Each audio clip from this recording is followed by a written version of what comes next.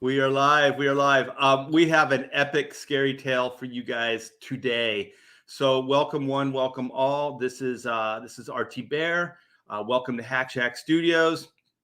And this is going to be spooky time with Billy Tucci. And yes, I am not a victim. I don't know how or why it.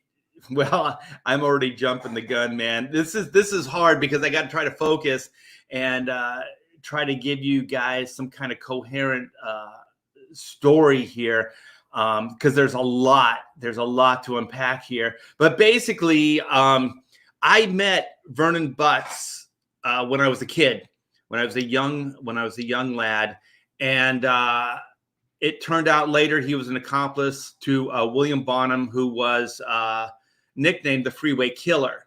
And so we're going to get into the detail about William Bonin and talk about him, that effed up individual, and then Vernon Butts, who was his assistant, but actually Vernon did some serious shit too.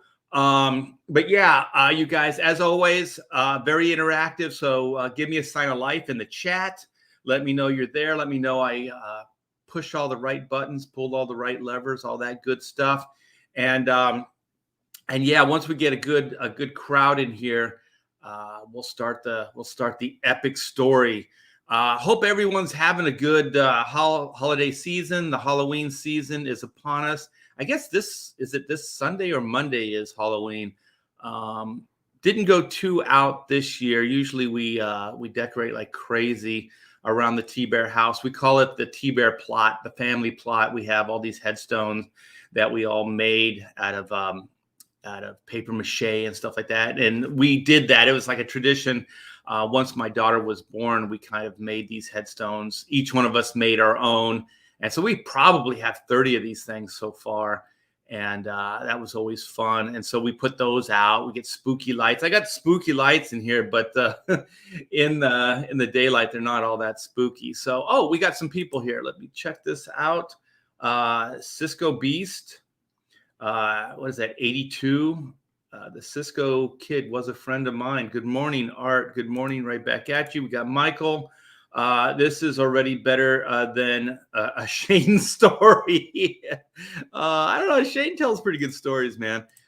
Kelly, what's happening? 1481. That was a good year. I wasn't around then, or maybe I was. Hi, Art. Any new ghosts in the house? No, not since the chandelier. And actually, on the chandelier, the spooky chandelier front, we are replacing the ghost chandelier. So we got a new chandelier.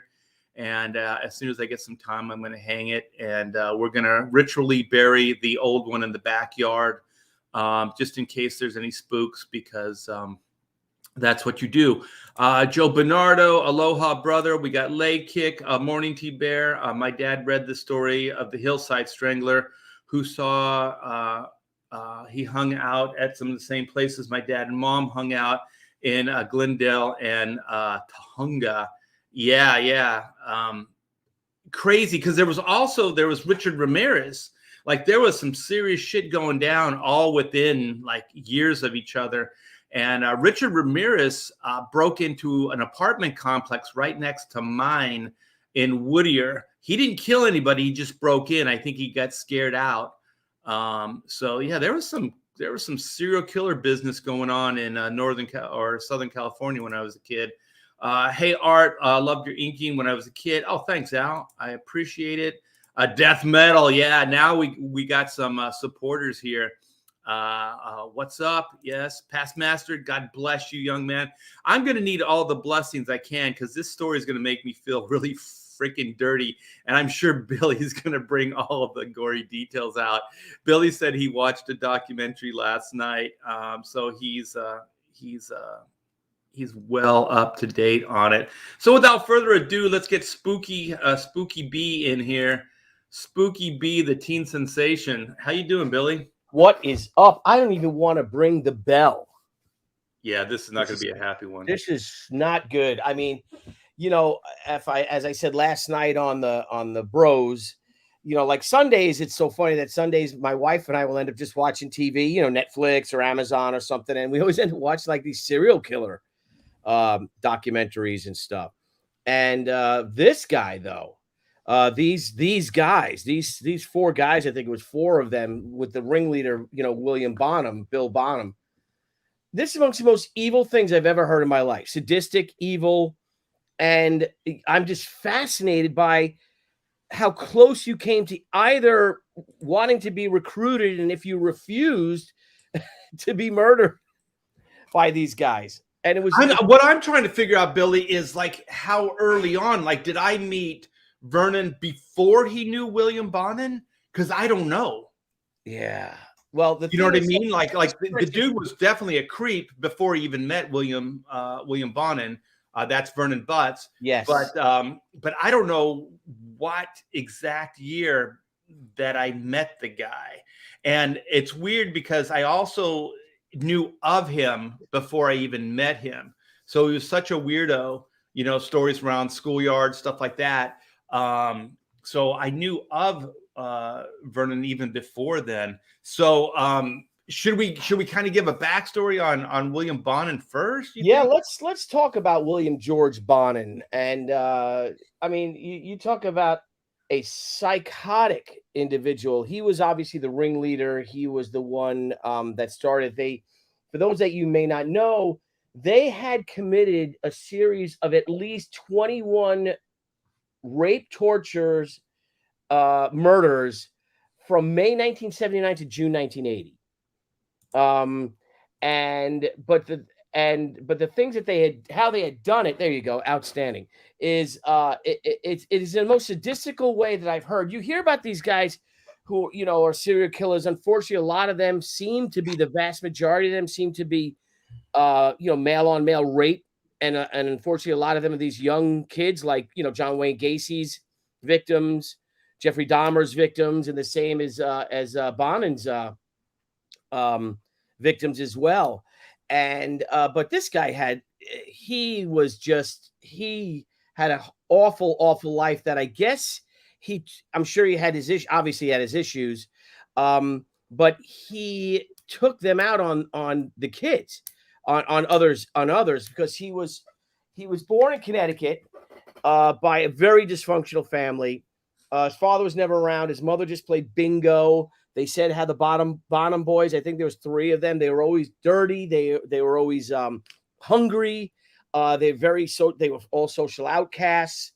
And they basically, since the father had left, and correct me if I'm wrong, they were raised by their grandparents. The grandfather, yeah, and the mother was like a bingo fanatic. Yeah, she would just play bingo all the time. Yeah, she was a weirdo. Yeah.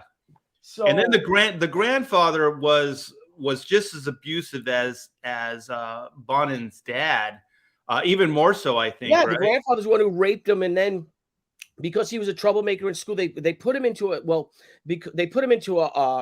home, an orphanage, even though he had parents that were both alive. Then he was moved from the orphanage. I guess he got in trouble or whatever, to a juvenile facility where he was raped. He was 8 years old, I believe, and he was raped by another boy. And he had told the boy, "Please, can you at least bind my hands behind me?" That he felt, before you do it, would show that he obviously was a victim of sexual assault from his grandfather. Yeah, he was already indoctrinated. Yeah. This one says, in more extreme cases, orphans faced alleged assaults such as their heads dunked in toilets, so like waterboarding, and being threatened with knives by older children. Yeah. Holy shit. Yeah. So you talk about, why this isn't a movie? I don't know. Maybe it could be a movie about you and how you escaped this. You know what they said? They said, like, I think he's in the top 10. He's number 3 as just sadistic serial killers. Oh, I would say, yeah, I would say so. And you got to think, if it's 13, 21 confirmed, right? Yeah. That they found. But they say it's possibly 30, because he showed them the body, and they found the body of another boy, but they couldn't use one of his confessions in court for some reason. So he got away with that one. So there's closure of so many families that don't have this final closure, even though it's suspected that he did this. Yeah, and he was gleeful in the fact that he didn't give these people closure. There was one woman that reached out to him, and then all he said back to her was like, "I liked your son the best because he screamed, or the way he screamed Oh my God. when he was killing him." I'm like, "Oh shit."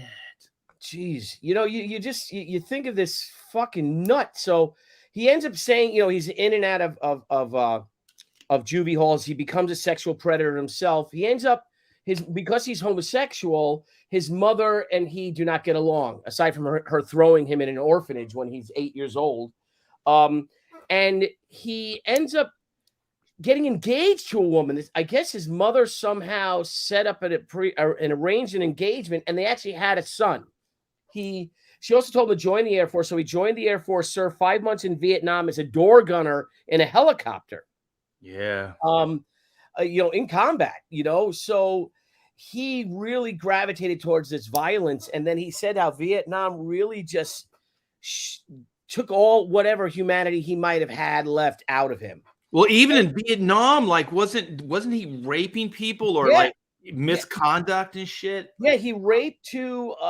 They said that he had saved another airman in the combat zone, risked his own life to get that. I didn't check to see his medals, but I bet you I could find that what his service records are. If someone in the chat could find that, maybe throw it in a link, then we could check that out. It would be what's his name? William Bonin, Bonin. Vietnam service record or military service record, or DD 214 is the thing that we all get. It might say it here: engagement in U.S. Air Force, honorable discharge in '68. Where does Vietnam War aerial gunner, 700 hours of combat and patrol time. Later claimed the experience in Vietnam instilled a belief within him that human life is overvalued and that humans generally overestimate their value in society, stating, "You'll learn that life is cheap over there." Despite this, he is known to have risked his own life on one occasion while, you already said that, wounded airman. Bonin received a medal of, recognition of his gunnery, among other medals, according to Bonin. It just says other medals. Yeah. Well, he confessed, but he was never caught for this because he received an honorable discharge. Yeah. So he didn't get any, there's things in the Army. What the hell is it called? There's like an Article 15, which is if you get in trouble, you fall asleep on duty or something like that. Those are minor things. You still can get an honorable, I think you can get an honorable discharge with that. I'm not sure. But then there's some serious crimes like this, where he sexually assaulting two soldiers. They were probably airmen under his command at gunpoint during the period of the Tet Offensive, 1968. So he serves 3 years. He gets out of and he receives an honorable discharge in October 1968 at age 21. Yeah. And then, of course, it says upon returning home, Bonin discovered that his fiance, who by this stage had given birth to their son, had left him to marry another man. Good for her. Yeah, thank God. But he did say that it was a mistake, that he would later summarize his relationship with this young woman as a big mistake. And then he said he even confessed to her that he had these nightmares of sexually assaulting a faceless young woman. Yes. Imagine that, telling your wife that, and this is before discarding her corpse. Oh, Jesus. Oh my God. Oh my God. Just a freaking animal. So then now this guy, he gets out in October 1968, right? Yes. Within his first month of being home, he confronts a 14-year-old boy, right, whom he handcuffed, stripped, and beat into semi-consciousness while threatening to sodomize and murder him, right?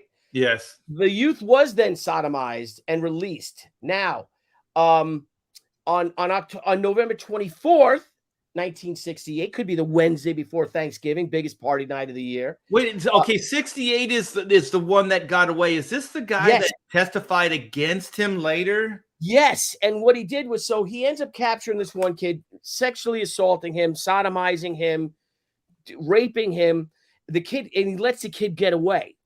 And then when he got out of jail, so he spent a couple of years in jail, right? Then once here it is, it's orally copulate. What is orally copulate? I don't want to know. BJ. Oh my God, orally copulate.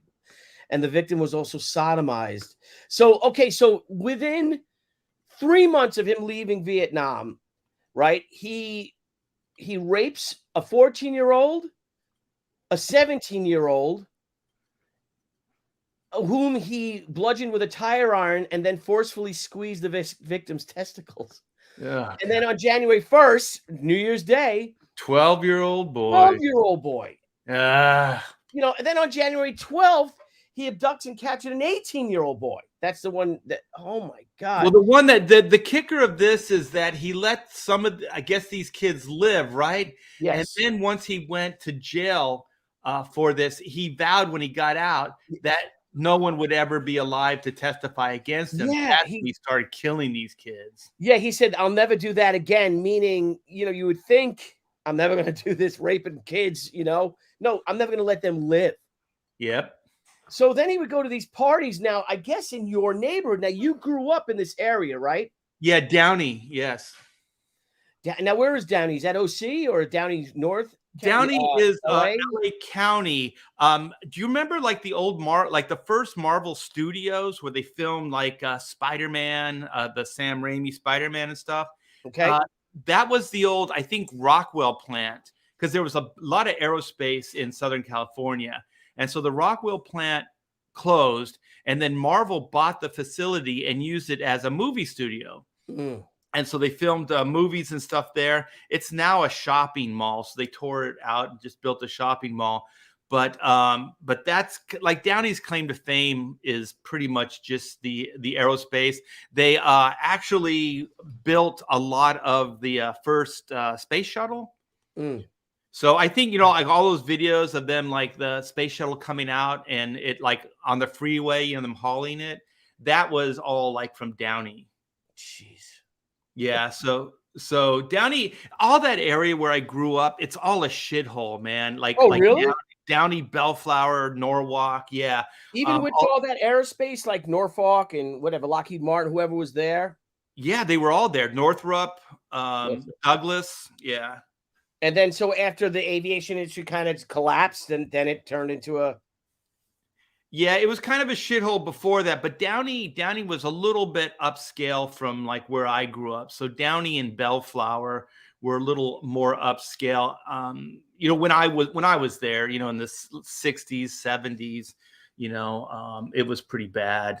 And yeah, so well, you got Bonin and Vernon Butts like, cruising around looking for some action. So. Holy shit. And like, so when we were kids, right, we were in high school, right? Say like 13, say 14, through 16 before you can drive and your friends drive.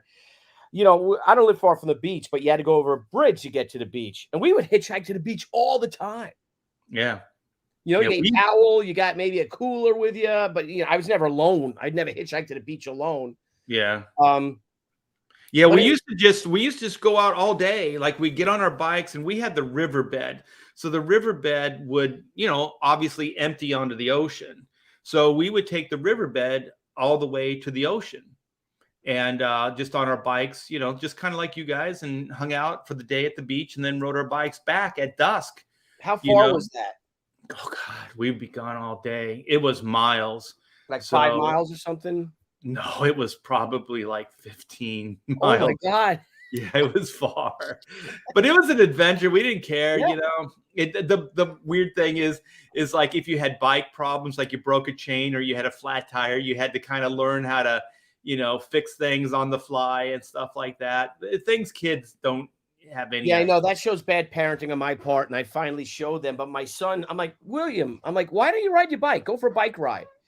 And this is this year. He's 20 now. And he's like, well, it's broken. The chain's broken. What do you mean the chain's? Like, I never showed them how to fix the chain on the bike if it came off. Now, no one ever showed me that because I never had a dad, but I had friends, Or all No, the I learned bubbles? the same way. Yeah, you learn the same way. You just kind of put part of it on, and then you crank the pedals, and then it kind of Yep. falls Yeah. You on turn the upside down. You get your fingers all greasy, your hands all greasy, yeah, and you just do it. And you spin it, and then you got to move the wheel back too, because remember the wheel can move forward, and that's usually the problem is that the yeah. wheel gets a little loose and moves forward. So you got to pull the rear wheel back to get that nice tension on it. Crank it back so that the chain is tight. Exactly. But enough So of our failures as fathers. our failures as Uh, parents. Now, so he was in jail in 1971. He ends up going to jail for 3 years. Yeah, and that's what pisses me off too. I hate when like the system fails society. You know what I mean? Yep. Like who's the one that like went, well, he's okay. Let's send him back out into the world. Like, fuck, no way. Like it's weird, like sexual predators, like seem like they get a pass, right? They do. Like They child absolutely. molesters and pedophiles. It's like, no, those guys are habitual. They don't stop. They No. won't stop. It's like it's in their DNA. They can't help themselves. So they will never be cured. So the only thing we can do in society is just give them a life sentence. That's it. Yeah. And that's being good to them. Yes. Because otherwise, man, they will do it time and time again. And these guys were no exception. I mean, that's just pedophiles should be all just incarcerated, as far as I'm concerned, because you can't fix them. You can't cure 'em. They're just deviants, and they're just evil. There is unfortunately evil. That just there is evil. So this is the kid now. I think now 1974. So this is after he gets out of jail, prison. This is on September 8th, 1974. And he vows he's not going to let this happen again. No. This is not yet, because he ends up going back to jail again. Oh shit! So okay.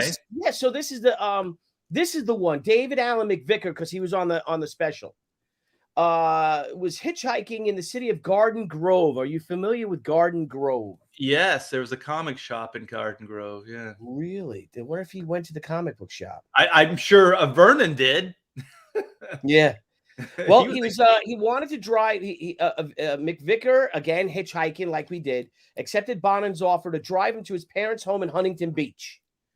Shortly after McVicker entered Bonin's Opel Kadett, I guess that's a small Opel, right? Those cars. Yeah, car. He asked him whether he had not gotten the van yet, bro. He asked him whether he had engaged in homosexuality or was a homosexual. McVicker replied he had not, asking to leave the vehicle, prompting Bonin to accelerate. I think he also pulled a gun on him, and to get back. Yeah, that was weird when I heard that, like, because he never used a gun, I think, ever before or after, right? Right. Yeah. Shit. Produced a gun. Here it is. When McVicker attempted to leave the car, Bonin produced a gun and drove McVicker to a deserted field, ordering McVicker to undress and then beating him. Bonin then forced oral copulation on McVicker. Does that mean he does it? Is he the catcher or is he the pitcher? Oral, I think, is a BJ. Yeah. I know it obviously is, but who's doing it to who? Oh, I don't know. I'm sure Bonin's doing it to the kid. Oh my God. Okay. Okay. Before raping him, as he simultaneously strangled him with his t-shirt and a tire iron in the front seat of his car. That was a little car, a little Opel Kadett. Let's pull up an Opel Kadett. Let's do it. I'm going to do a 1970. I'm going to do a 1968 because I don't know if he'd have a new car. Opel Kadett. Vicker cried for several hours before calling child abuse hotline. Then he phoned his mother, who immediately drove him home from work, informed Garden Grove police of the incident. Holy shit, man. These are kids. Bro, Months later, Bonin was arrested for the 2 assaults on October 11th, 1975. Okay, 75. I'm 14. So I'm getting victim age here for these guys. If you share my screen, you'll see the vehicle. Okay, let's go back. Oh shit, yeah, it is small. So that's so this kid's like a piece of shit. Oh my God, you know? That's an Opel Cadet. Oh my gosh. I think Vernon Butts had something like, let me see the back view of it. Okay, I'll go to that. Because I thought it was like That? I thought it was like a Datsun B210, but no, it was a Datsun Okay. that Butts had. No, either way, it's a rape machine. Well, apparently. So, Yeah. so then I go back to Wikipedia. So this poor kid, right? So, and this kid's brave, man, too, you know? I mean, he's 14 years old. Remember when we were 14 years old, dude? Yeah. You know, he's a little, he can't fight. And this Bonin, apparently, he wasn't a little guy. He was a big dude, or he looks big when the cops, when he's arrested with the cops. He's Yeah. all the same size as them. So he could be, he's a man. He's 25 at this point. He's probably, 5'10", 6 feet tall. And he's seen shit. This guy's got life experiences beyond anything that any of us probably have ever encountered, wartime, being beat up by his grandfather, all this shit. So, Bonin is just, he's seen shit. So could you imagine somebody like that unleashed on a 14-year-old boy? Holy crap. Oh my God. And so he says, with little breath left, McVicker pleaded for his life, stating, "God help." Bonin immediately ceased his assault and apologized before reverting to casual conversation. What the fuck? He then drove McVicker to his home, stating on the way, "You know what? You're an all right guy. I was going to kill you, but I want to come back for you and use you again." What the fuck? As McVicker was leaving Bonin's car, Bonin further remarked, "We'll meet again." Oh my God. She's like, "We'll meet again." So he knows where this kid lives now. Oh, shit. McVicker cried for several hours before calling the child abuse hotline. He then phoned his mother. What my mother would have done. Oh my God. He's lucky this kid wasn't Italian. He then phoned his mother, who immediately drove home from work and informed Garden Grove police of the incident. Anyway, they then did at a police line, and he said before all the guys walked in, he said, "That's him." Because of his history of sexual abuse, that he was already incarcerated for raping 4 other kids. He just got out of jail. Is McVicker, is that the same guy that later testified, once they brought him in, he went, no, I think there was some news or something that came out, and I think it was McVicker that came to the police and said that it's William Bonin. That's the guy you want. He did say that, but he said at first, and according to his interview, he said it couldn't be him because he's in jail for 15 years. Because I think he gets 15 years. But obviously, this is in 1975 when 35. arrested. Yeah. He gets release in the Kingswood Village complex in Downey. Okay. I know where that's at. Yeah. He was released in 1978. So he did 3 years. Not even December 31st, 1975. And he was released on October 11th, 1978. 18 months albeit with 18 months supervised probation. Yeah, that worked out real fucking well for the supervised probation, didn't it? No. Oh my God. Now we come to it. Acquaintance with Vernon Butts. Yes. Who is Vernon Butts? And how do you know him, Art? Okay, so Vernon Butts, I kind of knew him just as just reputation. So people would talk like Vernon Butts had this cool like mazes, like on Halloween he would build these scary mazes, and so people would go there, trick or treat, go through the scary mazes, stuff like that. So then there was a friend of mine. His name was Phil Solis, and Phil. Let me stop sharing. I'll show you who Phil is. Phil and I would make these films. We would make like little movies and stuff. After Star Wars came out, we lost our mind and thought, yeah, we're gonna make we're gonna be the next George Lucas. We're gonna make space operas, and so we were making our cheesy little films. And then he said he knew this guy that was, he was making these great films and stuff. And so this guy, Vernon Butts, was making this movie, this Jaws type of movie, right? And he needed people to help him out on the film. And so Phil and I went over there. Phil's mom drove us from Norwalk, and I was trying to figure out. I think Vernon lived in La Habra or something. He lived in a nicer area than we I did. can tell you where Vernon lived. Hang on. Oh, you found it? I couldn't find it. Hang on. I'm just trying to find my. Is my speaker on? Oh shit! If you have that, that will take care of some problems.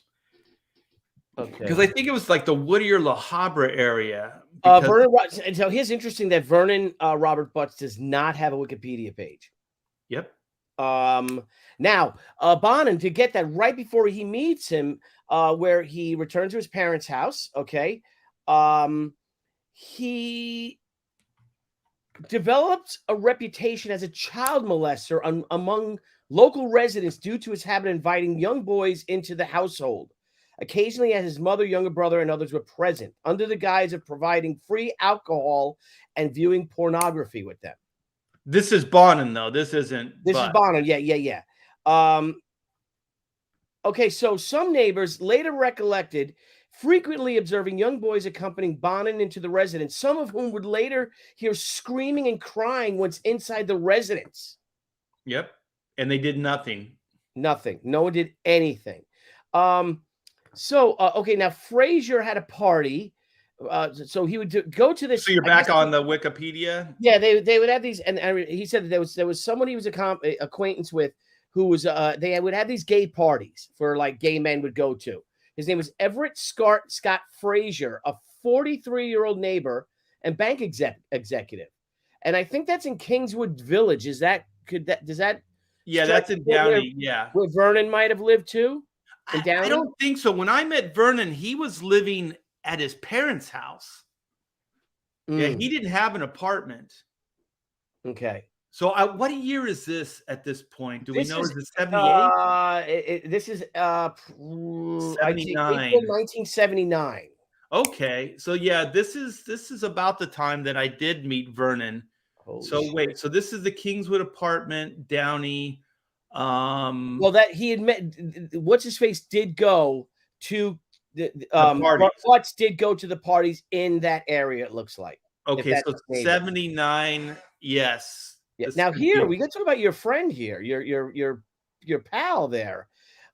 He worked at a porcelain factory. He was 21 years old at the time, so he was older than you guys. He an avid reader of horror fiction who frequently cosplayed as Darth Vader. Yep. And he developed a local reputation as an eccentric figure who adorned his apartment, but he had a house. Wait a minute. Who adorned his apartment with novelty spiders, who kept 2 coffins in his apartment. Wasn't it in his house with his mother? Okay, when I met him, okay, this is the whole setup. Okay, so Phil's mom drives us over there. We're going to get interviewed by Vernon to see if we're worthy to be in this movie, to help him out work on this movie, right? So I remember being dropped off at the driveway, right? So we're at the driveway. I remember Vernon's car, I think it was a B210. It was like one of those hatchbacks, and it had a big window in the back. Mm-hmm. And I remember walking up to the house. It had one of those side entrances from the driveway. So the garage was straight ahead. There was a little fence there, like a wrought iron fence, and there was a pool in the backyard. And then the side of the house had an entry as well as the front. And so it was, I remember it was a wooden floor because you had to step up to the house on the side door. So I remember walking by his car, looking in the back, and there's a bunch of jugs, like gallon jugs of red liquid. So it looked like blood. It was fake blood, but there was a ton of it. The whole back of this thing was filled with these gallon jugs of fake blood. So I remember a shark movie, like a shark attack film, yeah, that's what we were doing. We were doing like a Jaws film, or he was doing. I never helped him. But so I saw that, and then I just thought, well, okay, it's a shark film, so there's going to be fake blood, but it was still kind of unnerving, right? And so then we go up, we knock on the side door. His mom lets us in. She is a sweetheart. She asks if we're hungry, that she'd make us lunch, and we declined. And then Vernon met us and then brought us into his room, and his room was like, there was hanging bats. There was like, Star Wars stuff. There was spiders. And at the time, he didn't have 2 coffins. He just had 1 coffin. Okay. And it was leaning against the wall. And I remember asking him, what do you do with that? And he said, I sleep in it.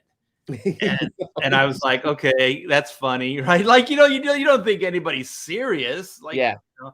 Now, And you so, like 16, 17 at this time? okay, this is 79. So I'm probably, 17, 16, 17. And Okay. so Wait. Well, RT Bear is. yeah, young Yeah, RT Bear. the Yes. person you murdered and took his identity, because we Took all his know that. identity. Vernon told me all We all, about how to do it. And yeah. to this day, I still haven't been caught. Thank you, Vernon. Because remember, everyone out there, the last person who messed with RT Bear, his name was RT Bear. RT Bear. Right. If only Vernon would have taken his own advice, he'd still be free like me. Yeah.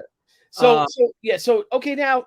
well, wait. So I'm going to tell the whole story just so Yes, people please. can kind of get, like, my connection with this weirdo. And so then, we go outside, and he's gonna show us the camera and what he wants us to do. And so the garage door was open. They had a pool, so I thought these guys were rich. Like, we grew up so poor. This guy had a pool. The house was nice and all this other stuff. And so the garage was open, and there was, like, like those plastic containers where you would, if you had a backyard party in the day, you'd fill with ice and put beer in it and stuff. Sure, yeah. Yeah. So it was one of these, like, things, and it had like a towel over it. And I just remember, just making small talk with Vernon. And then he just said, hey, Art, can you go grab that and bring it over here? Like, I guess this was part of the audition, right? Mm-hmm. And so I walked over there, and I knew it was a setup. And so then he goes, hey, can you take the towel off it? And, let me know what's in there. And so, I knew it was set up. So I pulled it off, and there was a severed head floating in fake blood. It was obviously a fake head. And so I was like, yeah. And so I wasn't impressed by anything. I thought the guy was a fucking weirdo. Like, who does this shit? Like what are the things about me? Like, practical jokers. I think those guys are just idiots. Like, jump scares, like, they'll be hiding, you walk into a dark room, and then they jump out and go ooga booga, and then you jump, and they laugh. They laugh, and I'm like, that's a cheap laugh. They're gonna jump. What's gonna happen. Why do you get off on this? But anyway, I remember doing that, and then just turning to him unimpressed, and he was laughing his ass off, like just a fucking weirdo. And I was like, okay. So then he showed us some of the clips from his movie, and it was kind of impressive. He was using the pool, for like shark attacks and stuff like that, and it looked okay. And then we left, and I remember on the ride home, Phil was like really impressed. He was like, "Oh, this guy is kind of cool," all this stuff, and I was like, "No, he wasn't that cool." And then he goes, "Well, I'm gonna help him out." And I said, well, I'm not. Really? So, so that was it for me. But I know strangely, we haven't heard from Phil in a long time, though. Yeah, but check it out. Look what Phil's doing now. Is that the Phil Solis? This is the Phil Solis, yes. So he is a Dean Martin impersonator now. This is Phil. Excellent. Now it's Phil. Now, you have reached out to Phil, right? But he never answered you? Yeah, after we talked last year, when we were talking about this, I broke off, and I looked at Phil right here. Oh, I thought he was going to sing. It's just he is going to sing, is he? Let me see if I can find. Oh, there he is. So it looks like he did okay for himself. Yeah, that's cool. He's got a cigarette in hand. There you go, of course. He's climbing mountains. He's climbing mountains. It looks like shirt on, like Putin. Looks like he recovered from it.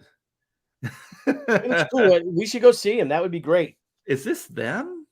Sounds like it. The tribute show. Yeah, this is him. Dean Martin's a great voice. So do you have the sound on or no? Can you hear it? I can't hear it. Can anybody else?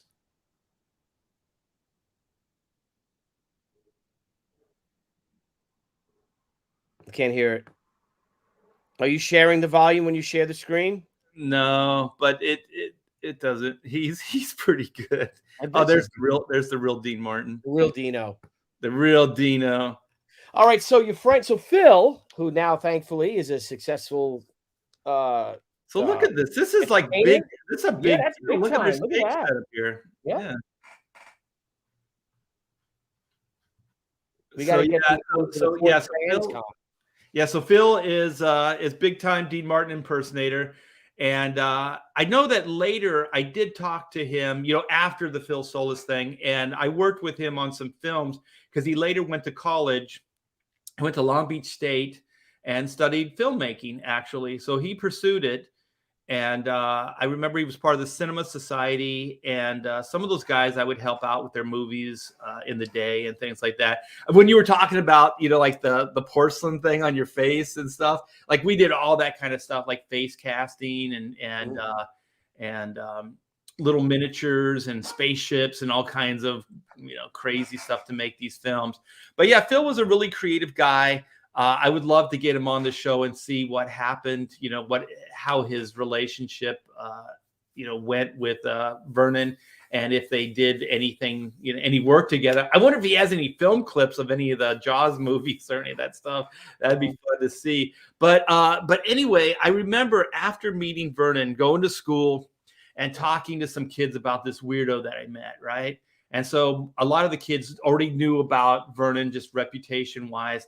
And I remember this kid, he was older than I was, so he was driving and everything. And he said, I helped Vernon out with one of his films, and I had my dad's car. And so we were using it as, you know, in the movie. And then he said he remembers Vernon just kept suggesting, crash your dad's car. Like it'll be great for the movie. Like just run into these trash cans and then sideswipe, you know, the side of this, you know, this alley building. And he's like, no, it's my dad's car. He goes, it'll be great for the film. You got to do it. And he said he kept like really like pushing the point, like, come on, man, you can do it. Yeah, just get behind the, you know, it'll be great. I'll set the camera up here. It'll only take a couple seconds, you know, just smashing these trash cans and stuff. He goes, nope, can't do it. And he said the guy was just a freaking weirdo. So it's weird because it's so strange that there are some kids that are just repulsed by it, like I was. And then Phil was kind of like, oh, it's okay. And then this kid at school was like, no, the guy was a freaking weirdo. But Vernon got him up to that point, at least. You know what I mean? Like he was in Vernon's film and did bring the car. So, you know, like these guys, I guess, had some kind of charisma or something, especially with younger guys. And do you think most of the attraction was just homosexuality? Do you think? I think that was an attraction, but I think that might have been. I mean, you got to think this is the 70s. You know, I like your lighting. Let me see if I can turn this light off and get lighting like yours. Yeah, it was pretty taboo. And I think society still looked really down upon it in that time. Yeah, that's cool. So, look at that. Yeah. No, yeah. So you got to think that, you know, first of all, they're also nuts in a way, you know, but then they had this other part to them. So it's kind of, you know, I think that it was a connection, you know what I mean, in a way that, you know, they were both, especially back then. It's not like today, you know, where everyone's accepting for everyone's sexuality and things. Back then, though, dude, poof, you know. No, what, you know, then it was tough, even in LA County. You know, I mean, people thought that Liberace was straight back then. Yeah. You know? So I think it wasn't it might have been an attraction. Of course, I'm sure they were attracted. I'm sure they had a lot of funny business between themselves, you know. Well, they said, like, I didn't know this, but they said that Bonin and Butts might have actually had a relationship as well. Well, in the LA County, because then because of the bodies were found in OC County, in Orange County. Bonin was charged, and aside from the ones that they couldn't charge him because he had confessed without a lawyer or something like that, of the 21 that they know that he killed, Bonin was charged with 14 counts of murders in LA County, of which 6 of those, what's his face was too. Butts was also convicted of. But Butts had said this. Now, he said he had a girlfriend too, though. He said, we were basically friends, and I never saw anything wrong until the first killing, Butts said. This is when Butts got arrested. He just started blurting everything out. Yeah, he didn't see anything wrong. This is the guy that's sleeping in coffins. Oh, and I forgot this part. He was like a part-time magician. Mm. So there was Cerritos Mall, and so Vernon would. There was a toy store there, and so there was like magic stuff behind the counter, and they would try to sell, these magic tricks to kids. So on the weekends, I remember seeing Vernon actually there in his little magician tuxedo, and he would do like close-up magic. And I guess when I was looking up, Vernon Butts, that there's an amusement park called Knott's Berry Farm, and that he would actually do magic at the amusement park as well. Yes, it says it due to his unkempt appearance and increasingly strange and unpredictable behavior, he was fired. He got fired, yeah. He was fired. Then he supplemented his income by charging $30 to appear as a magician at children's parties, a personal hobby he enjoyed. Isn't that like Gacy? Gacy was a clown, right? Yep, Gacy was a clown. Jeez, like these fucking guys. He was a drifter, so that's how he ended up back at his parents' house, I guess, when you met him. But he had maybe that. Well, fuck, he didn't waste any time, taking his room back, because his room was packed with crazy shit. So yeah, that might have been why he was back at home, because he was an older guy. Yeah, he was 21, it says here. Yeah, so that could have worked out. So if he was brought back into the homestead. Yep, and it says that he said, now this is him when he was confessing or being interviewed. He was trying to save himself. So he says, but unfortunately I was stuck. He had associates and I was too scared of him. But said he obeyed Bonin and didn't dare call the police because Bonin threatened to kill both him and his fiancée, Katie Razuk. So apparently he had a fiancée at this time named Katie Razuk. So he was bisexual then? Yeah, Razook. Yeah. He said she calls him Timid Vern. So now he's playing it up to save himself. Timid Vern, But when the police came to him, Bonin was in custody, and Butts said he began to talk about the slangs. But said, I couldn't talk to them earlier. He has friends, and I would have, and I would have endangered us all. I wouldn't give him a reason to attack me. I acted like a little puppy. If he said jump, I jumped. All right, so now here's this guy trying to also, Well, on some level, like if you can believe the way it ended, where Vernon hung himself, even though his lawyers say they contest it, they think he was killed. But if he did, indeed kill himself, then he probably was somewhat remorseful. You know what I mean? Like he couldn't deal with it. He couldn't live with the fact. So, yeah.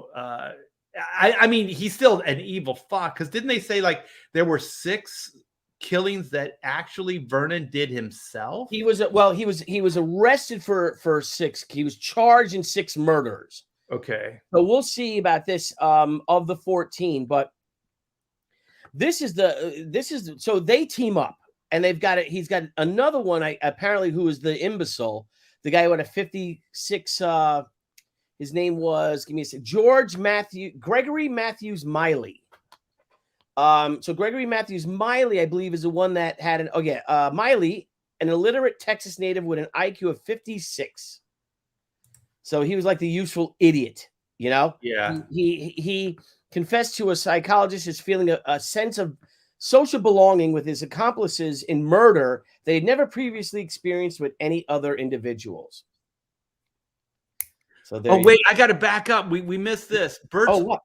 Butts also introduced Bonin to the tabletop role-playing game Dungeons and Dragons, in which Butts organized and advertised weekly gaming events at his residence. These guys were social. They had parties. Yeah. And they did become, Bonin held Butts in high regard. for his social popularity. Now, I guess because he was so eccentric and kind of weird and made movies, Bonin's probably seeing you know, the young R.T. Bear and Phil Solis weren't the only kids that came over to, hey, check out my movie stuff, or, you know, maybe you can work on a movie with me. So, Yeah. and the two did live externally heterosexual lives, but the two soon became lovers. Yes. So, Yes. Bonin Butts. And it's so funny that Bonin's name is spelled Bonin. So this is almost like Bonin Butts. Bonin in the butts. Bonin. Yeah. Boogie in the butt. Yeah. And there's a picture of the O'Connell line. They actually referred to it as the death machine. Was it death machine? Oh my goodness. They called it the death machine. They knew what they were freaking doing, man. Yeah. Now, Art, in 1979, what kind of haircut did you have? Oh, I had a freaking full-on mullet, man. No. No, the mullet was later. It was like the feathered kind of what the hell was that? Yeah, because the victims aged 12 to 19. Like this kid right here, this Thomas. Can you see this Thomas Lundgren? Yes. I kind of look like this. I had the hair like this. Oh my God. Well, you were right up there fucking alley, buddy. Oh, I look at these pictures. I look at these pictures of these kids. I'm like, holy shit. I know. Yeah, that's what I look like. Except I looked just like Tanner from the Bad News Bears. But this was the 12-year-old, wasn't it? The Harry Turner. Well, let's start. Or William Pugh or whatever. This is awful. This poor boy Thomas Lundgren, who you looked like the first victim. And his victims aged 12 to 19 were predominantly slender, pale, long-haired youths. Jeez. Oh, okay. Okay. Although now we're going to talk about a lot of the things with the majority of the victims, but one victim, Darren Kendrick, was forced to drink hydrochloric acid. 3 victims had ice picks driven into their ears. Oh, fuck. And another victim, Mark Shelton, died of shock from impaling. And Debbie goes, what did they impale him with? She was getting, she's just like, they had all kinds of knives. And the thing is, when it refers to it as the death van, they had all the murder weapons in the van. He kept a photographic book under the seat of the front of the van of the victims. No. Yeah, that van had all the evidence they needed. They had the things that they tied the kids up with, the crowbars, all that stuff. Yeah. Well, this is terrible. So the first murder, right? So finally, your 2 boys get together. They ain't my boys. I know. They charged with that of the 13-year-old named Thomas Glenn Lundgren. Poor kid, geez, you know. Was last seen leaving his parents' house in Reseda. Are you familiar with Reseda? Yep. Okay. At 10:50 a.m. on May 28th, 1979. Shortly before his abduction, Lundgren had reportedly told friends a man had offered to meet him at a skate park to take photos of him for a skateboarding magazine. Oh my God.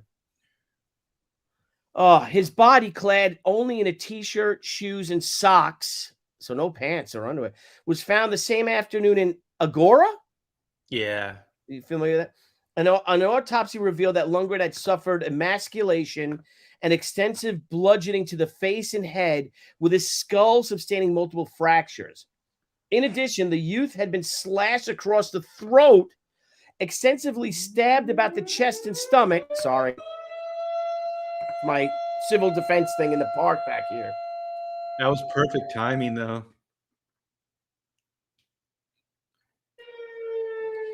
Even the gods are howling at the horror. Yeah. Extensively stabbed about the chest and stomach. Dude, you got to be a hardcore mother effer to stab somebody to death. And strangled to death.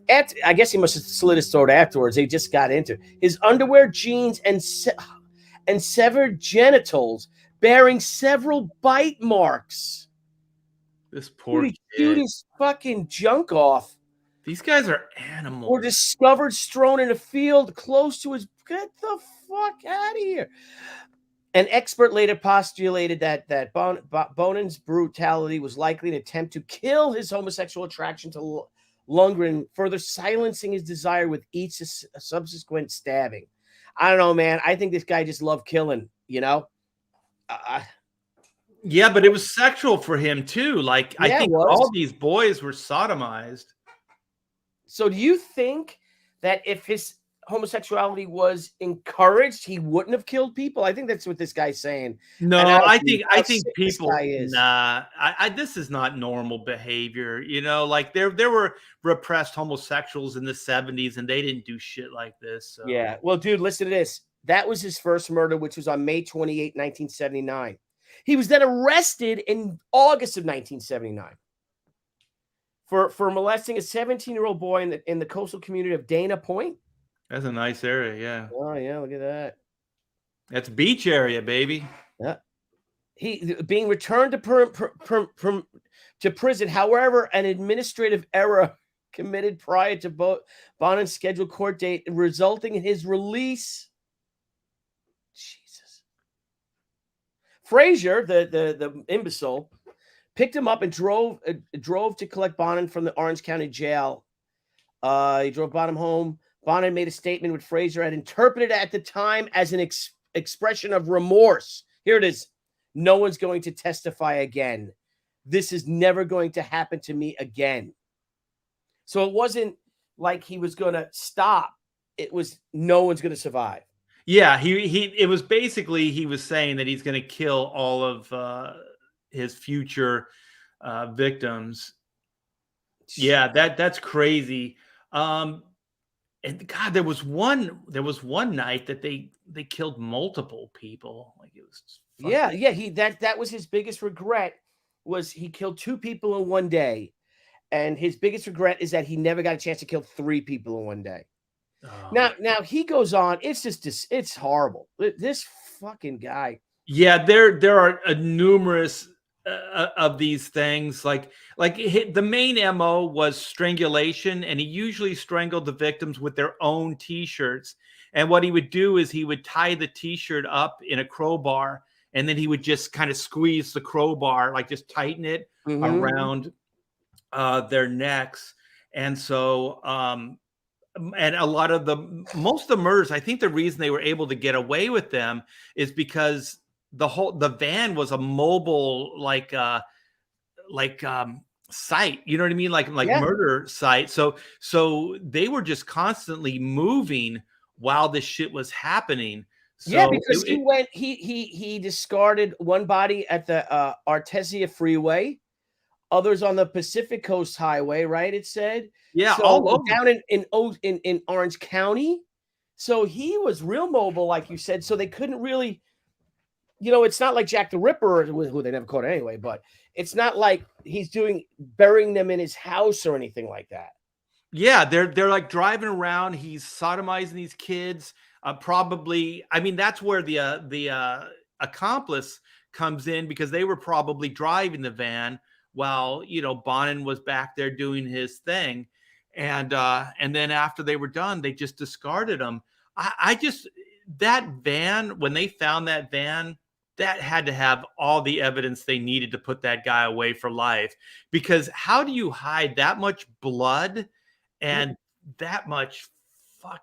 I think they said they found all the weapons back there, everything they needed, but they had to have found like some kind of blood. I think there was something about was it hair? They found like hair of the victim. So there was lots of blood. No, the same. They had a green carpet in the back of the van, and that was found on several victims. The same green carpet fibers. Carpet fiber. Okay. So here's something crazy. Is that so? These guys go on killing possibly 30 people. Yes. Bonin initially alleged his innocence in the murders. But where's the one I'm dying to get that he then went to Butts. They picked up Stephen. So let me find Stephen, who he killed, because this was terrible. Stephen. It's Stephen. Let me go on here. Come on, is there a Stephen here? Where is he? Oh my gosh! All right, so I think it's Stephen John Wood. So it might be him. A further murder. So, dude, this guy gets arrested and released again. So See, that's the thing that's criminal. Like, this guy was in the system and still was released. That's it boggles my mind. Yeah, so then he thanks. So this is when him and the imbecile, or there's the other guy, they kill this one kid again the same way. You know what I mean? Just awful. They then take him to Butts's house where you were, where Butts was home, and showed and says, "Hey, I got to show you something." And let me find that a good one. Hang on, good one. There we go. Is that the Stephen John Wood? This is Stephen Wells. Let's see who this one is. Stephen Wells. Let me see. This is Murder of Stephen Wells. Yes. Okay. So approximately the 19th. So Butts now had in Lakewood. Where's Lakewood? It's a community that actually connects with Norwalk, where I grew up too. They're all like, they're just small communities that are just kind of clustered around. Okay. So so you got out just in time, because now he has an apartment in Lakewood. So it says this isn't on Wikipedia. Where are you at now? This is on Wikipedia. Yeah, I'm on William Bonin on Wikipedia. Okay. So he says at Butts's apartment so approximately 9 p.m. This is now June 2nd. I think it's 1980. The two drove to Butts's Lakewood apartment. As Bonin informed Monroe that he, Butts, and others had committed many of the freeway murders. So this guy Monroe, let's see here, entice the youth into the van. Upon learning Wells was bisexual, so this poor boy was 18 years old. He worked for a print shop. So they had consensual sex in the rear of the van. And then Bonin then sent Monroe to purchase burgers. Upon Monroe's return, Bonin convinced Wells to allow himself to be bound with a clothesline upon the incentive of giving him $200. He then called Monroe to enter the room. Wait a minute. What room is this? This is at Monroe's house, mother's house? Yeah, I don't think Butts had anything to do with it. This was just they went to Butts's house. Then they went to show the body of Stephen Wells to Butts. Okay. So they're in the apartment. Once Monroe comes into the room, Stephen Wells panics and becomes frantic. He knows something's wrong. Because that guy was still alive when he came in the apartment, right? Yes, he came in intentionally. Right. Okay. I know the story. They wanted to show Butts their latest killing, because Butts wasn't involved in this one.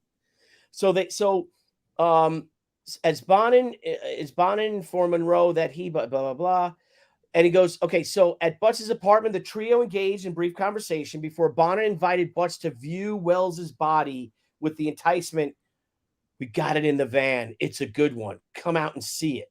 Oh shit. According to Monroe, Butts, who had been dressed in a Darth Vader costume, so he's wearing a Darth Vader. So Butts is wearing a Darth Vader costume at home, and they just go and visit him. He's wearing a fucking Darth Vader costume. I'm your son. So he says he prodded the body, replying, now, what did he, do you think he's prodding him with a lightsaber that he might have made or something? You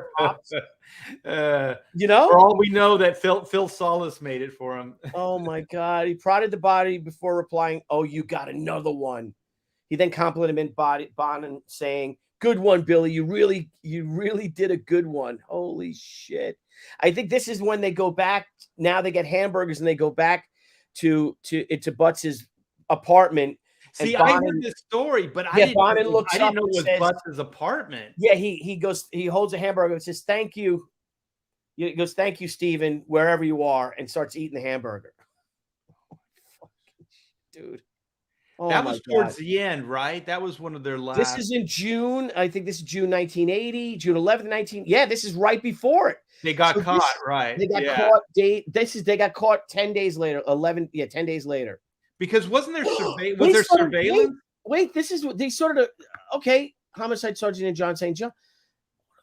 I think this is when they were ready to do the surveillance, because they saw the They were surveillance already the next surveilling day. them, yeah, because that kid came forward, and the first victim, right? There was somebody that gave the police a tip. That I think that was that kid earlier on. Heaver, or what was his name? Nick something. Let me see. Yeah, because I think he said, "Hey, I'm seeing this freeway murder shit, and I think this is a guy that McVicker." McVicker, that's it, yeah. So then the surveillance starts, right? In May. Well, let me get this. Please. Says Art, when he went to Butts' house, were his parents there? I never met his dad, if he even had a dad. Usually these things seem like there's no dad present.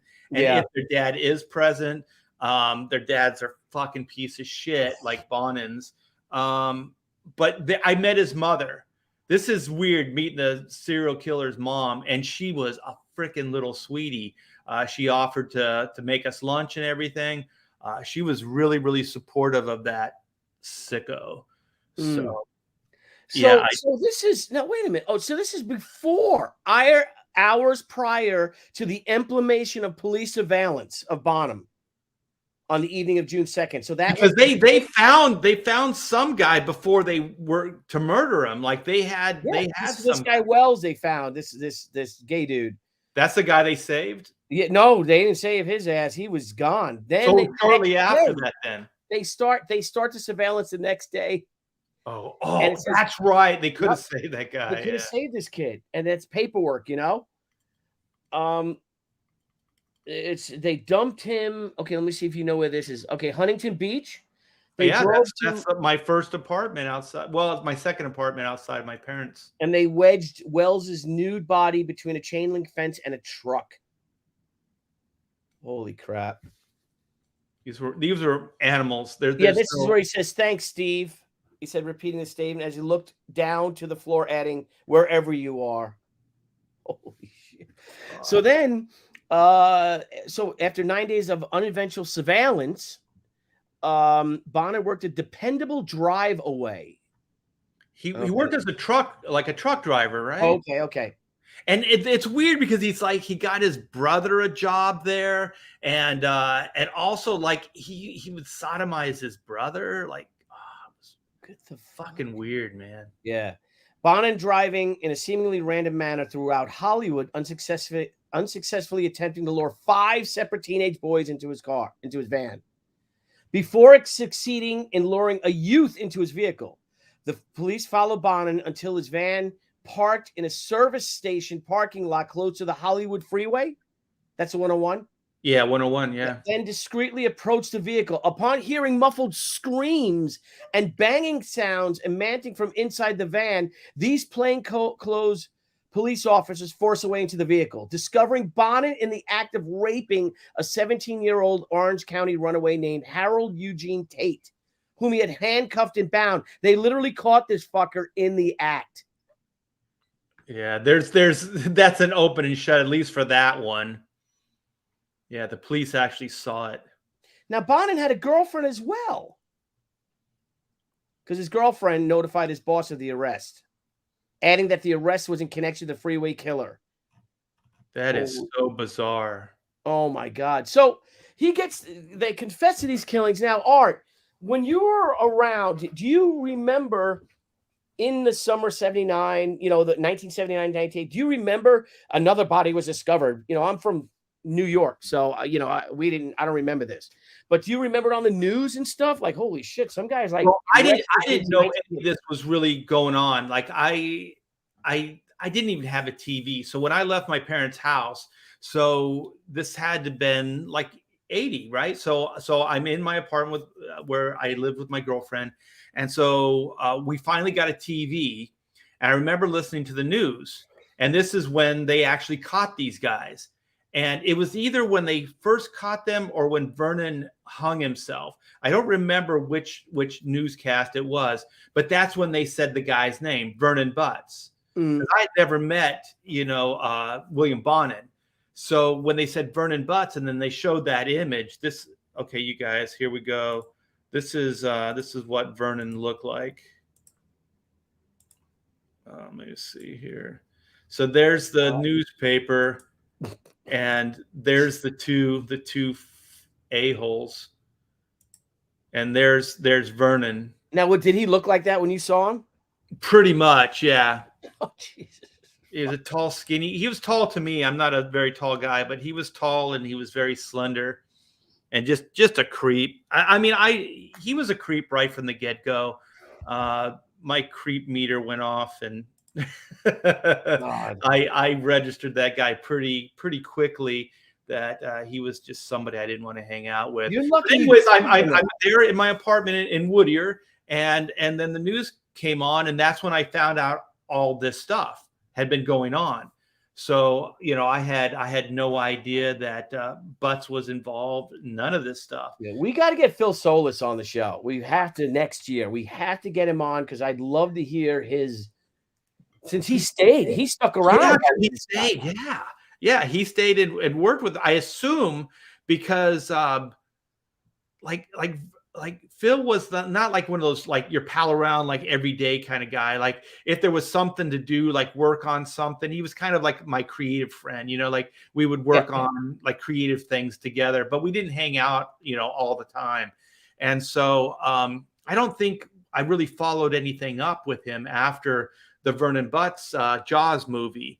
And then I think the next time I heard, he was going to college in Long Beach, and like I said, he was studying film, and he brought me in on a couple of his student films to help out, and that's pretty much it. And then I think later I heard that that Phil got a job at Disneyland, so he was working like putting those shows together, like the parades and all those type of shows. And there was another friend, and this friend read comic books, and his name was Glenn Griesby, and he's the one that introduced me to Phil. And so I think both of those guys went on and put shows together and stuff for like Knott's Berry Farm and Disneyland and things like that. So they were kind of more show business, special effects kind of guys. It's fascinating. And then when we were talking about it last year, and Phil was coming up, and then I just typed in Phil and was looking around, and so I found him on Facebook, just that Dean Martin, tribute stuff that he does, and then I sent him a private message, and still no reply. So, oh man, I gotta see if I mentioned. I'm gonna see if I can find. I'm gonna see if I mentioned Vernon Butts. I don't think I did. I think I was smart enough not to mention that, but who knows? Golly. So you think of when Hispanic crimes were from May 28th, 1979 to June 2nd, 1980. So for a year, pretty much a year. And again, in the beginning is when, May 28th was the first killing. They really amped it up. Once he started getting his accomplices, like Butts and what's the other guy's names? Pugh and the other moron, Monroe. That's or is it Miley? Sorry, Miley, Monroe, and Butts. Yeah, they had the system going, man. I mean, if you think about it, if you're gonna do this shit, keep it mobile, right? Like have the van, drive around. You can pick people up. You can discard them all over the place. You can pick people up from different areas too. So you're not just in one region. You know what I mean? So It was all that local like SoCal area, but still pretty far from each other. And this is the thing too. I remember it was a documentary or something, like I've been kind of boning up like you have for this show. They said that like it was a reporter that was putting this shit together. Like a reporter brought it to the police. The police weren't even like putting it together as a serial killer. And there was some reporter, I think I heard, that went to the police and said, this looks like a serial killer. And I think there were two other like freeway type of murders that were going on at the same time. Yeah. So they were kind of trying to figure out who did what, Yeah, and what's disgusting is that the thing that the police at this point, that you have 30 bodies, right, that are found of young boys, obviously killed in all similar manner, that they're not connecting that to a serial killer just shows what goes on out there in Hollywood that we don't even know about. Yeah.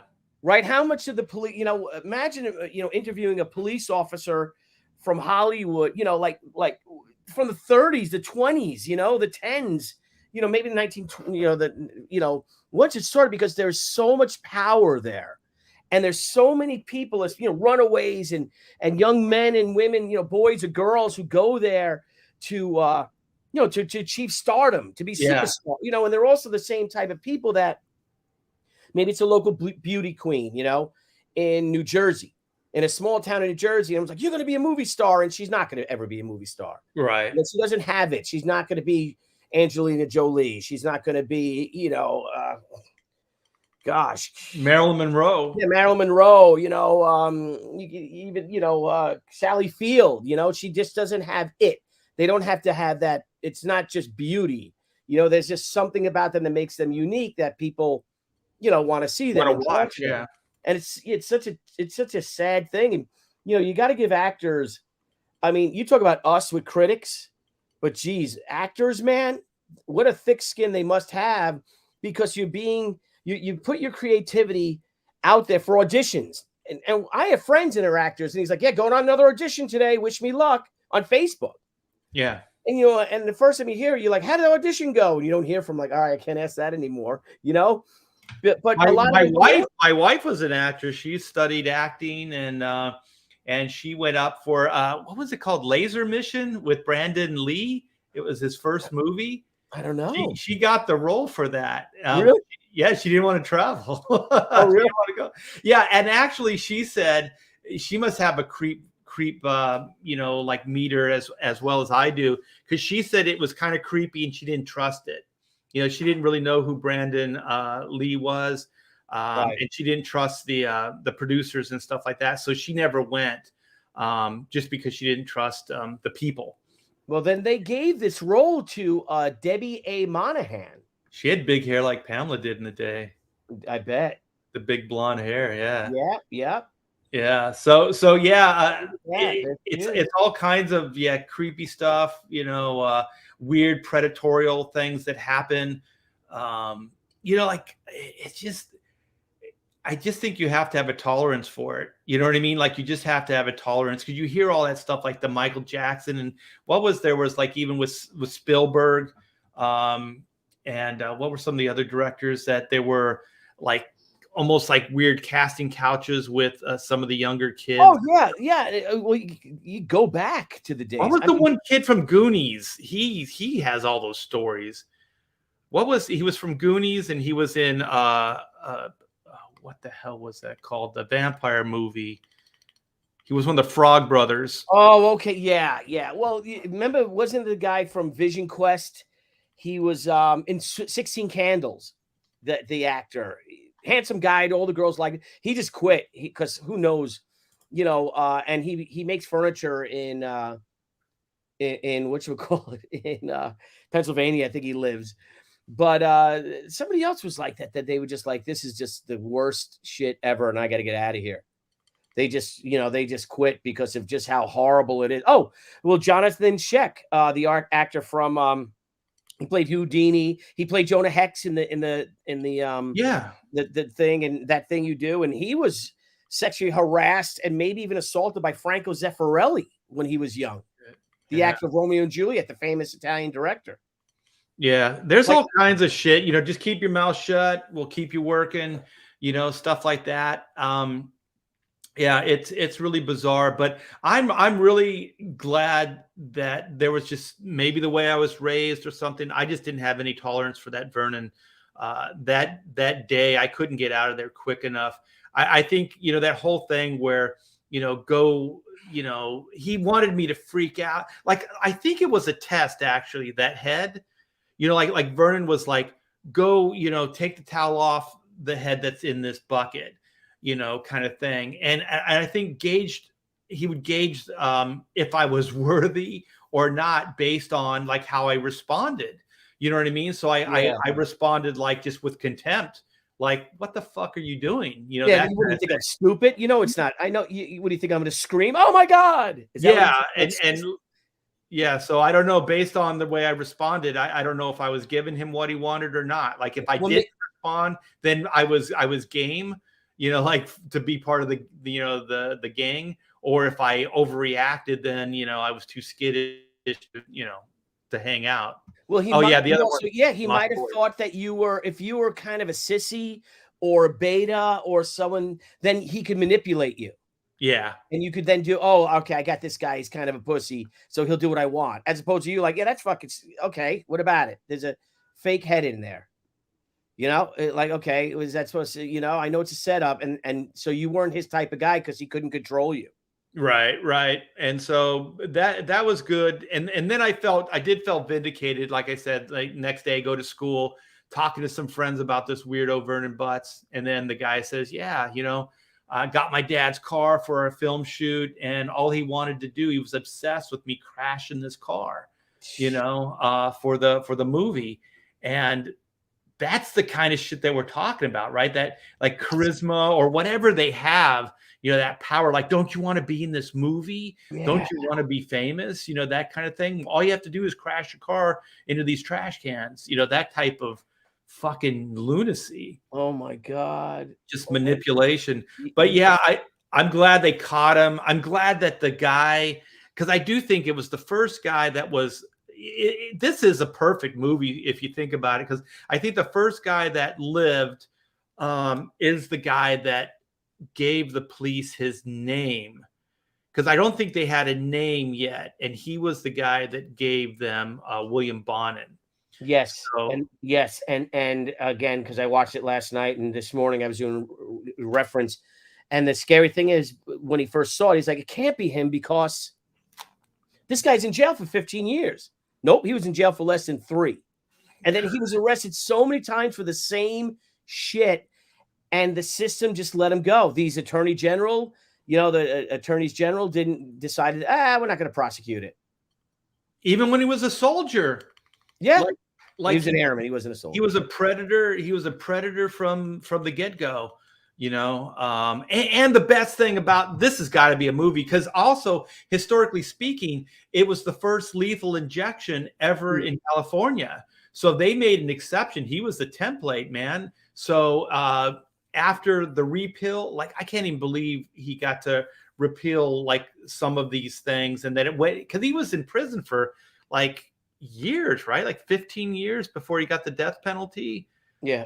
I know we have to like make sure that these guys, you know, get their word in that before we put somebody to death, that they didn't do it. You know what I mean? Like, because we don't want to kill an innocent person. Right. I understand that procedure, but there was more than enough evidence on this guy. There was no remorse at all. Well, there was a fight. There was like shouting crowds at the time of his execution, and one of the guys was Mike Farrell, the actor from MASH.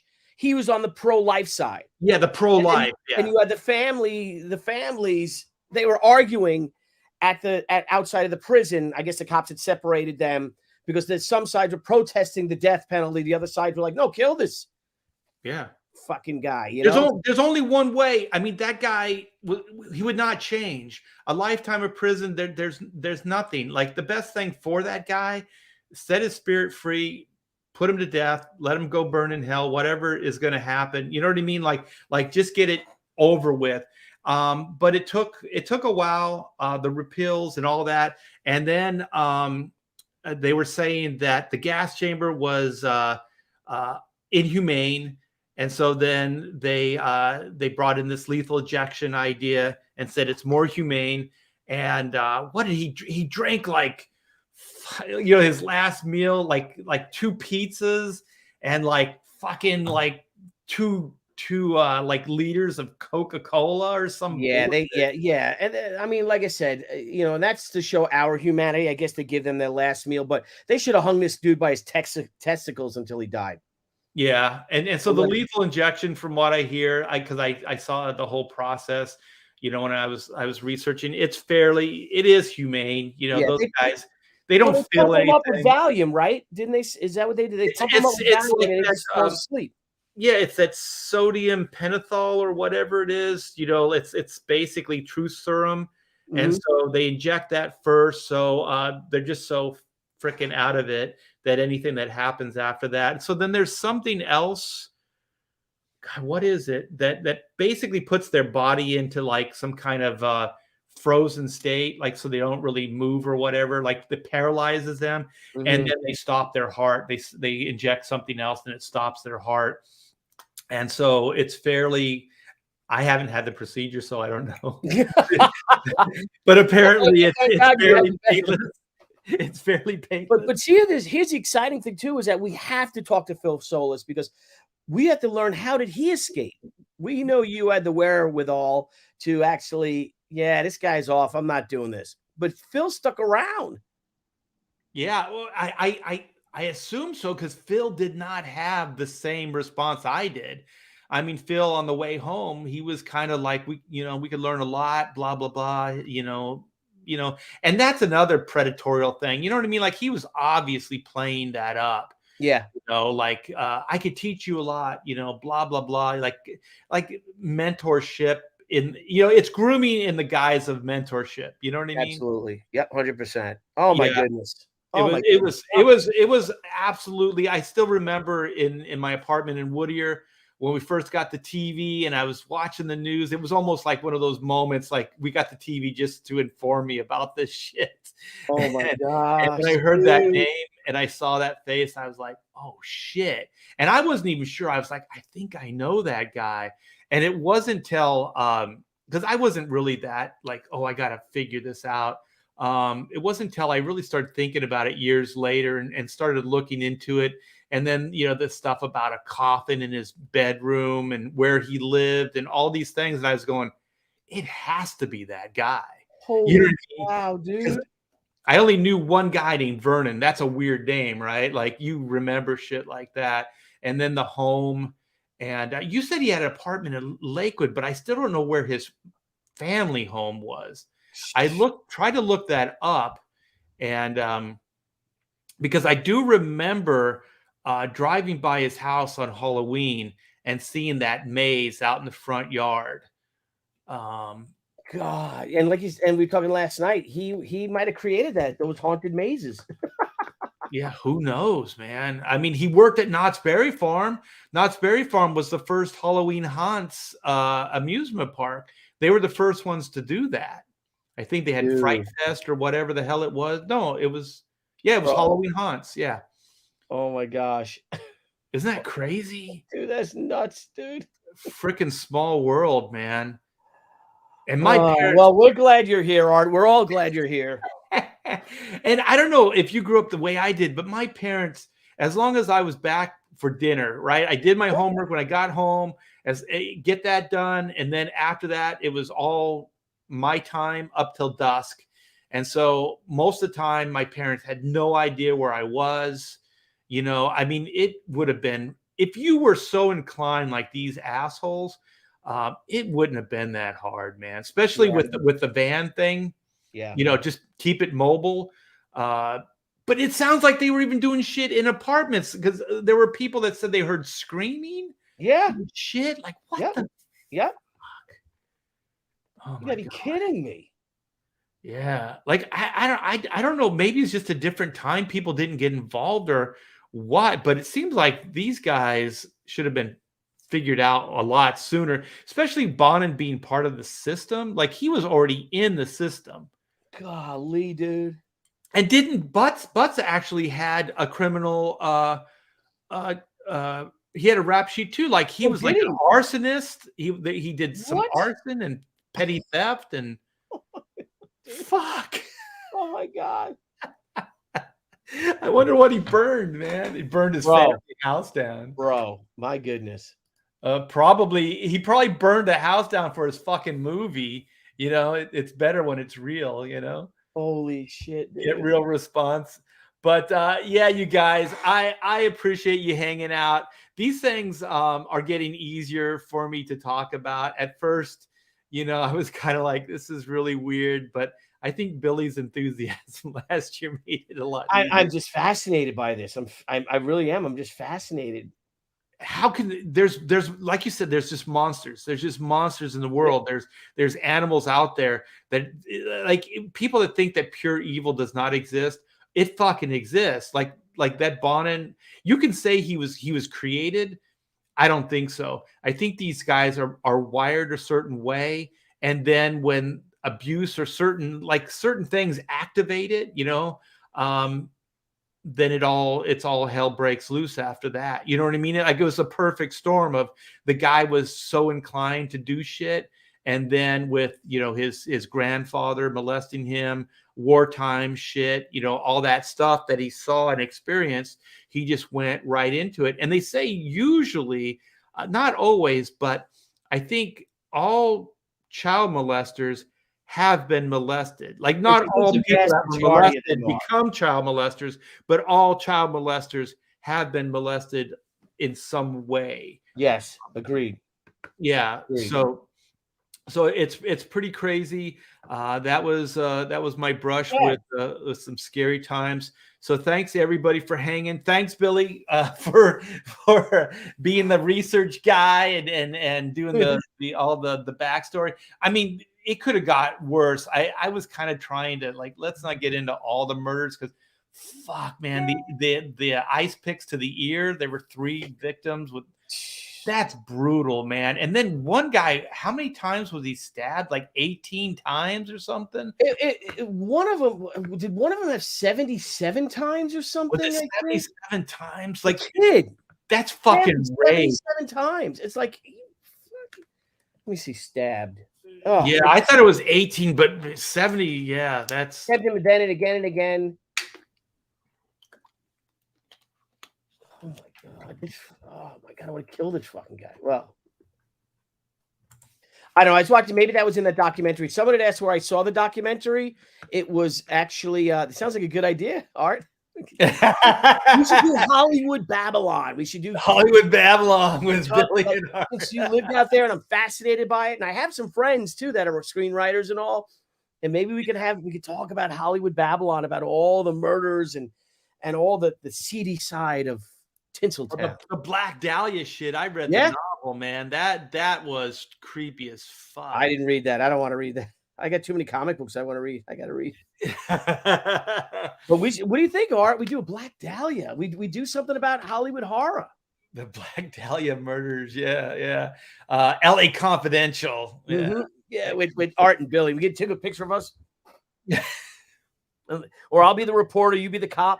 We're a team. Yeah, we just look the other way and let all this shit happen. That'd be fun, man. We need an angry boss. We need our angry lieutenant that yells at us. You guys gotta get, That's our research. We need more research. The mayor's coming down on my jack. We got a deadline. Like, remember those movies? That's what they remember in the 80s and 90s. It's all this all-white cast, but they would have to make the lieutenant would be black, and he's yelling. Remember, like, we can't have a black lead, so we got to make him. At least we'll show how progressive we are. Yeah, we can't do that, but we can't do that. But yeah, that was something else. Yes, and we could do, like, I got some Hollywood Sunset Strip stories, but nothing that involved death. It was usually like weird sexual shit that I saw. Dude, see, I'm in. Let's do that. Let's Weird Wonderland. Let's do your weird sexual stuff and put it out there for everyone to see. It would be good for one show. We'd have to start digging deep. Yeah. The professionals talk. Where was the coolest place you ever did it? And with who? People want to know. CG wants Her to audience deserves to know. And then we find out that Aaron is the worst of us. I have a feeling, and you know what? It's weird. I almost said this last night. Andy Smith seems like he had the perfect, idyllic childhood, doesn't he? Yeah. Oh my gosh! Like, I'm so jealous when he was talking. He had all those. He didn't just have one costume. He had many of these costumes, and I was like, oh man, and his parents were together, and his dad didn't drink or beat him, and they looked like they had a nice upper middle class. And they had a camera. They took pictures of their That's right, they children. had a camera. My mother never took pictures. I don't have any pictures. I took all the pictures. I became the family photographer. Yeah, as soon as I got old enough, I got myself a Polaroid and I started trying to, document some stuff. But up to that point, I think there's like 1 or 2 pictures of me as a kid. Now, Like one picture of my wife as a child, like a little kid. yeah. I was trying to look for the Halloween show, and I'm like, I have no Halloween pictures. I had a few, but we had lost our house in the 90s, at the end in the 80s, and my mother had a clothing manufacturing business, and then that just left the United States, so we had a rough time. So she sold the house, and we had a storage, and then she couldn't afford the storage, so a lot of our youth pictures and stuff were gone.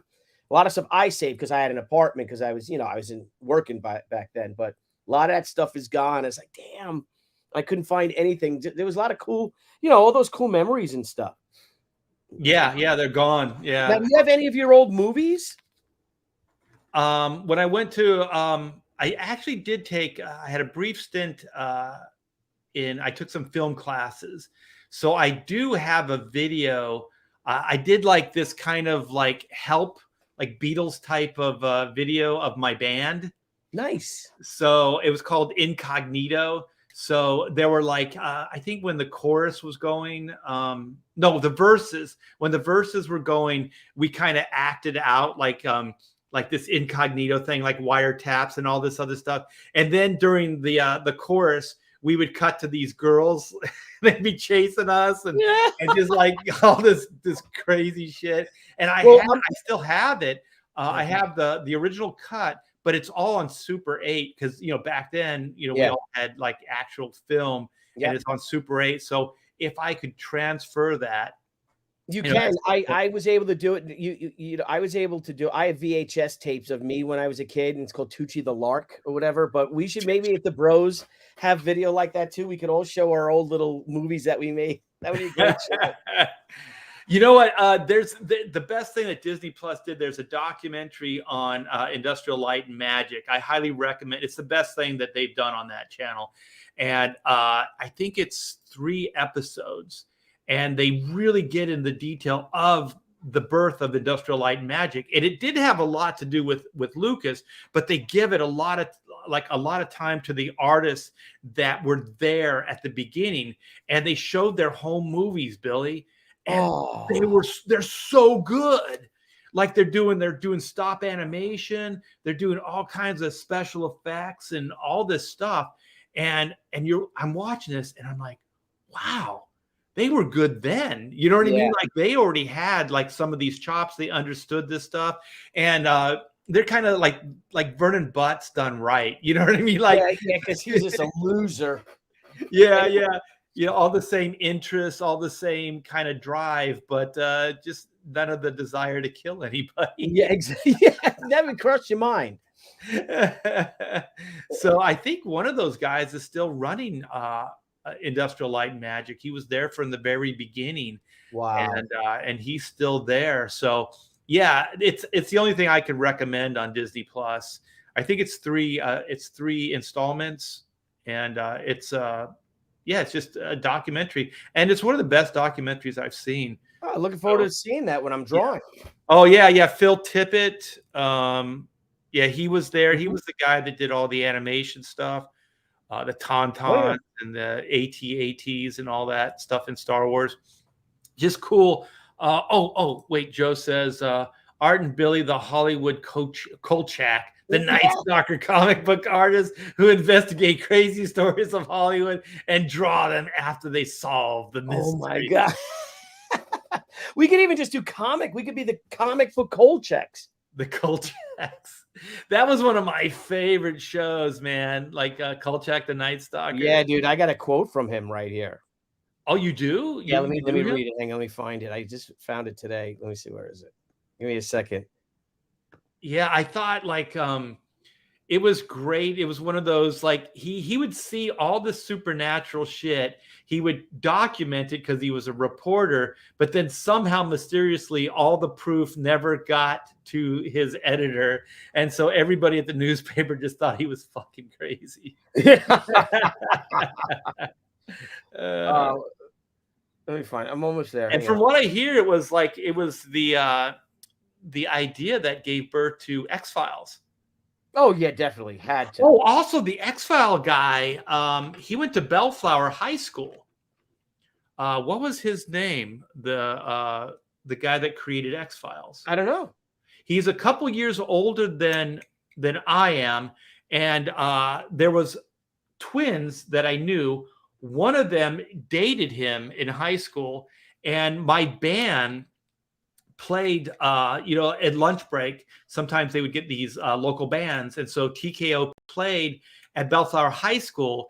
And I heard a friend of a friend that knew one of the twins. This is years later, and she was like, "Oh, you know Art? Yeah, he was in that band. They played at my high school, And then she was like, she was dating that guy, Chris Carter. That's his name. Yeah. Oh, okay.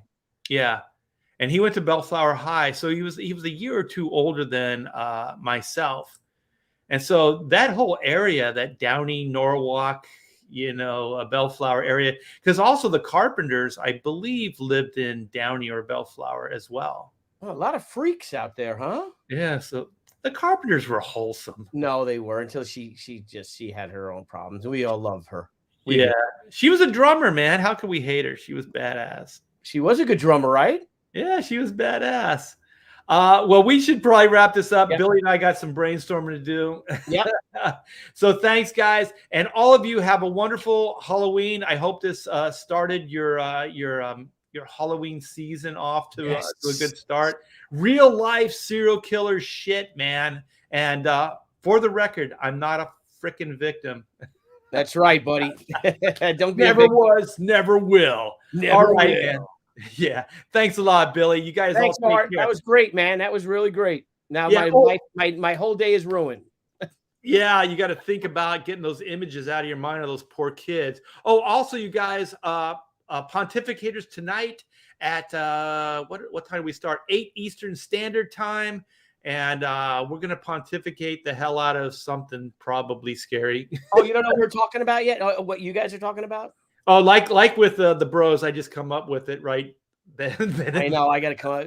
We're no Aaron Lepresi's, that's for sure. Yeah, well, his take time. Oh, I do have one for bros though. Okay, you want to hear it? Yeah, real quick. Do tell for everyone here. What I want to do is we'll do like a future us. Like we'll go like, how they always say, where do you see yourself 10 years from now?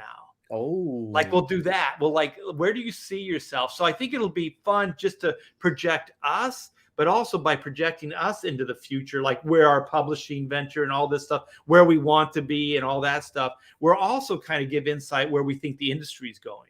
Oh, that's a great idea. And that'll also help. That's a nice time capsule for when we do, the people go back and be able to see what we did. If we accomplished our goals. Yep. All right, man. Well, everybody take care. Have a great Halloween. Thanks again, Billy. And we'll see you tonight.